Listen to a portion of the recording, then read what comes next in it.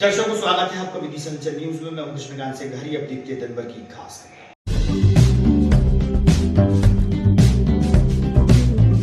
Narayan school में बच्चों के प्रवेश हेतु 22,000 रुपए जमा किए थे। वापस न मिलने पर अभिभावक मनीष श्रीवास्तव न्याय मांगने पहुंचे जिला प्रशासन के पास।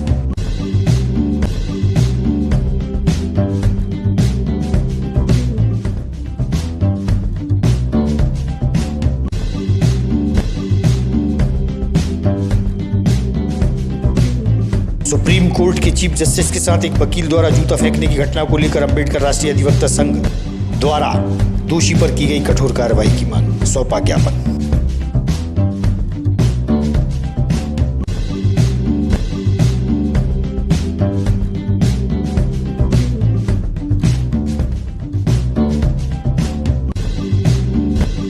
और गरीब परिवार के सदस्यों को शासकीय पट्टे की मांग को लेकर आम आदमी पार्टी ने किया धरना प्रदर्शन।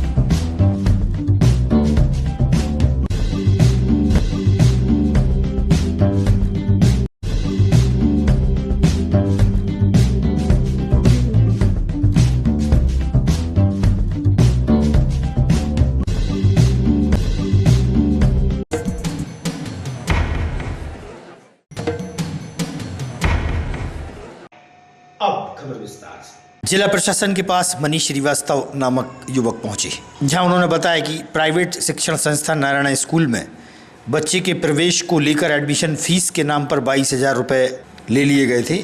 बच्चों का प्रवेश भी उस स्कूल में नहीं हुआ है। इस समस्या को लेकर जिला मुख्यालय पहुंचे और अपनी बात मनीष श्रीवास्तव ने मीडिया के समक्ष भी रखी।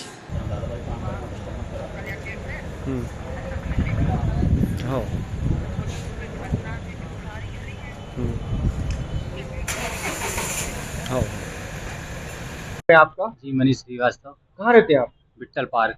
विट्ठल पार्क। कायदी शिकायत करना है, किसकी शिकायत करनी है? जी हमने दोनों बच्चों का एडमिशन नारायणा में करवाने की। कहाँ है नारायण स्कूल? जी विट्ठल पार्क अहमदपुर रोड पर। अच्छा, क्या कहाँ करवाया था आपने? नारायणा में करवाने गए थे पूछने के लिए। हाँ। तो उन लोगों ने कहा आप जमा कर दीजिए, कुछ अभी सीट फुल हो जाएंगी ऐसा करके, और हमको बताया इतने पैसों में आपके बच्चों का हो जाएगा, कम रेट बता के पैसे ले लिए हमसे। कौन सी कक्षा में करवाया था आपने? एक का 6 में, एक का LKG में।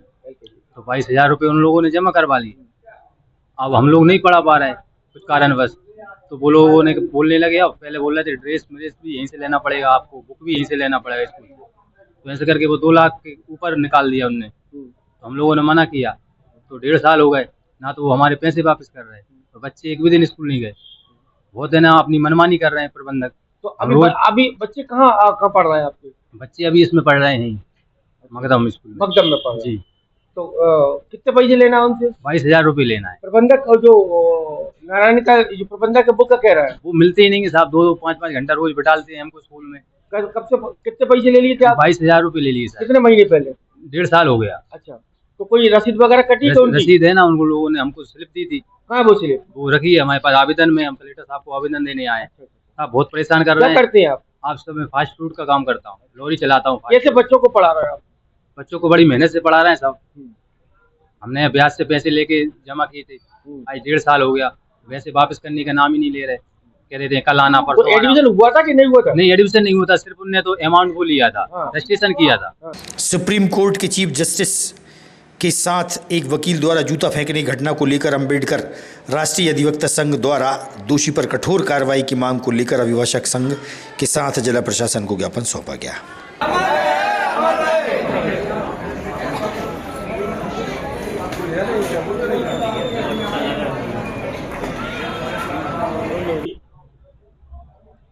अपना नाम बता। मेरा नाम सुरेंद्र अग्रवाल है, एससी से जिला उपाध्यक्ष जिला विदिशा। आज के संबंध में आपके द्वारा पत्रकार आज पत्रवार्ता करने का हमारा प्रथम उद्देश्य रहा है कि चीफ जस्टिस BR गवई साहब जो प्रथम न्यायाधीश रहते हैं देश के, तो ये काफ़ी पहले से भी और काफ़ी न्यायाधीश है, लेकिन पहली घटना हुई है कि कोई दलित SC से व्यक्ति प्रथम न्यायाधीश बनता है देश का सर्वप्रथम। और ये जूता फेंकने जैसी दुर्घटना, ये काफ़ी निंदनीय दुर्घटना है। मतलब ये BR गवई साहब का अपमान है, पूरे देश की SC वाले लोगों का अपमान है। तो इसके लिए हम शांत नहीं रहेंगे और आगे भी ऐसा कोई प्रयास करता है तो उसके लिए भी आवाज़ उठाते रहेंगे।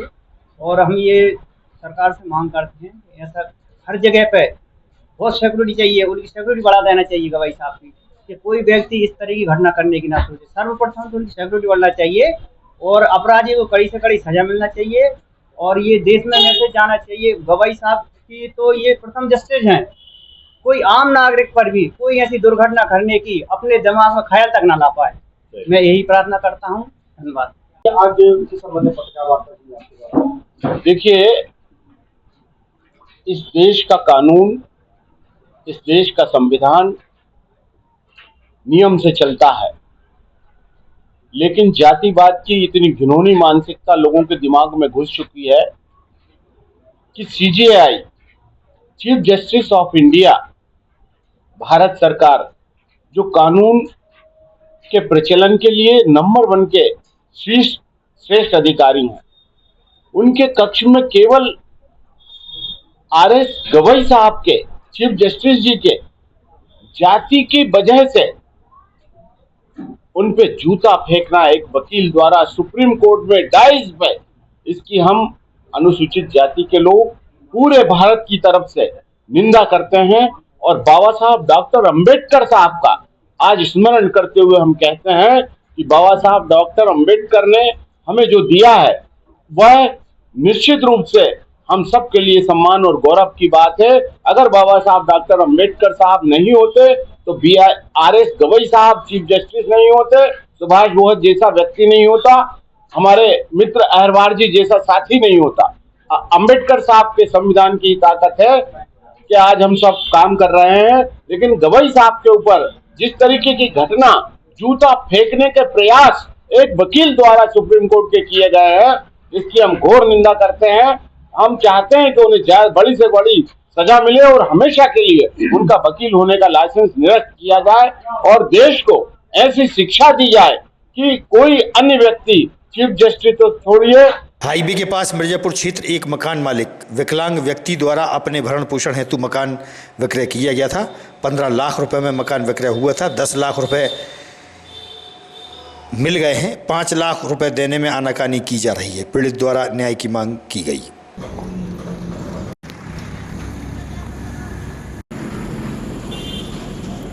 मलखान सिंह लोधी, ये मैंने ही बेचा था इनको प्लाट। अच्छा, ये प्लाट आपने ये मैंने बेचा था। अच्छा, कितने में बेचा था आपने? मैंने इनको मतलब मैंने 14 लाख रुपए में दिया था। अच्छा। और इन्होंने फिर मतलब इसमें थोड़ा सा कंस्ट्रक्शन करवा के मतलब इन्हें 15 लाख रुपए में दिया था। और इनको मतलब उलझा रहे हैं वो। आपको कितने पैसे चाहिए?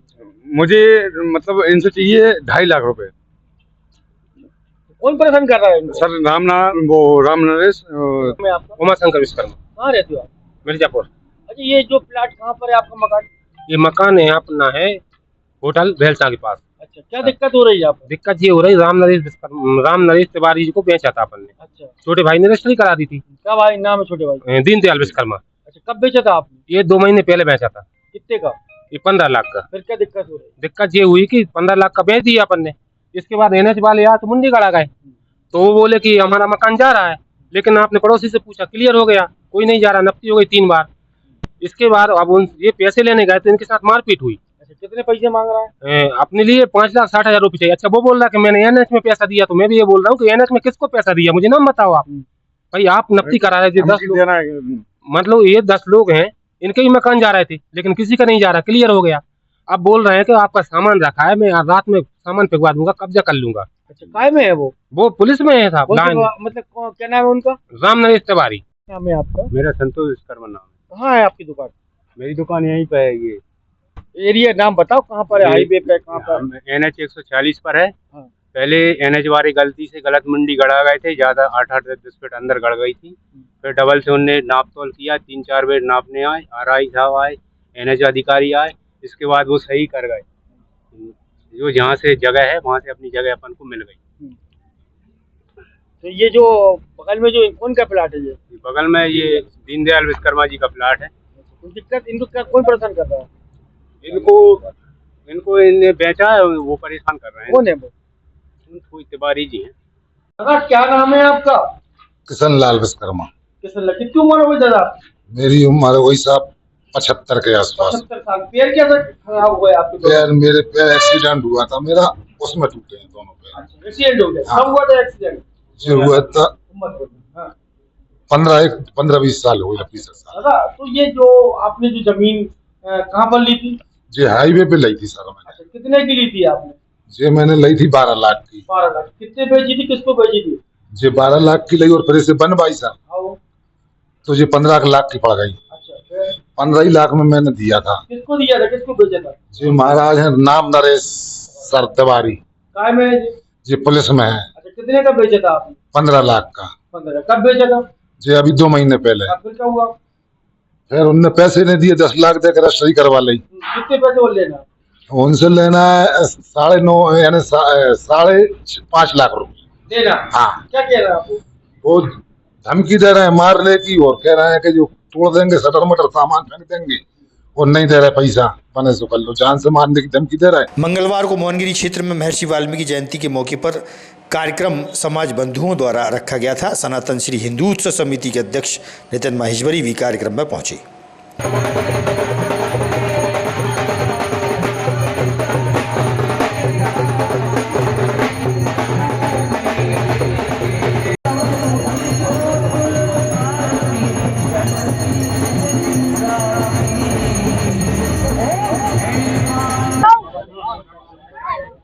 आज बड़ा हर्ष का विषय है कि हम सब वाल्मीकि भाइयों ने मिलके यहाँ वाल्मीकि जी का प्रकट दिवस मनाया है।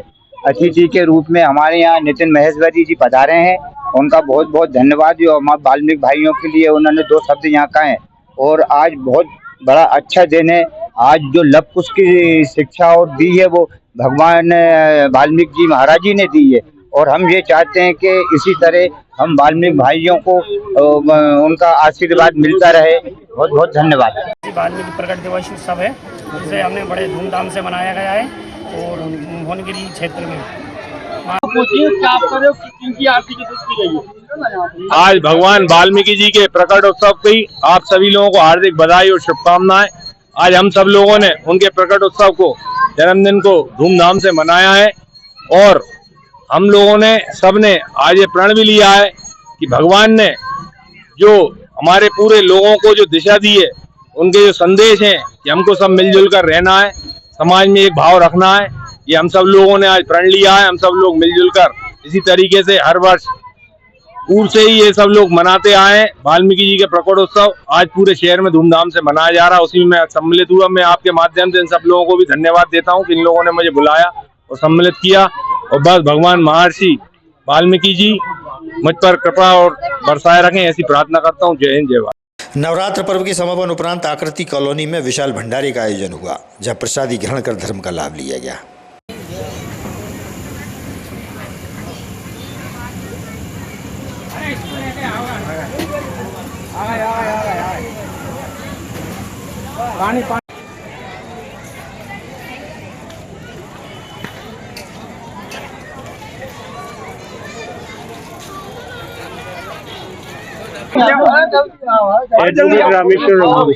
कौन सा क्षेत्र सर ये आकृति परिषद है विदिशा। तो आज यहाँ पर क्या आकृति परिषद में आज क्या कार्यक्रम था? ये नवदुर्गा के उपलक्ष्य में विशाल भंडारा है, और स्वास्थ्य विश्वकर्मा जी का भजन संध्या भी है नाइट रात में, और इंदौर के कलाकार आए, उनके द्वारा समस्त झांकियों का प्रसारण हुआ। बहुत सुंदर सुंदर कलाकृति बताई जी। बंटी रघुवंशी। ये कौन सा क्षेत्र है भैया? जी आकृति परिसर। आज यहाँ पर क्या अवसर पर क्या कार्यक्रम है? यहाँ प्रतिवर्ष नवरात्रि के बाद भंडारा और जागरण किया जाता है। ये दूसरा साल है सफलता का, और हर साल इसी तरह साल में 4 भंडारे होते हैं।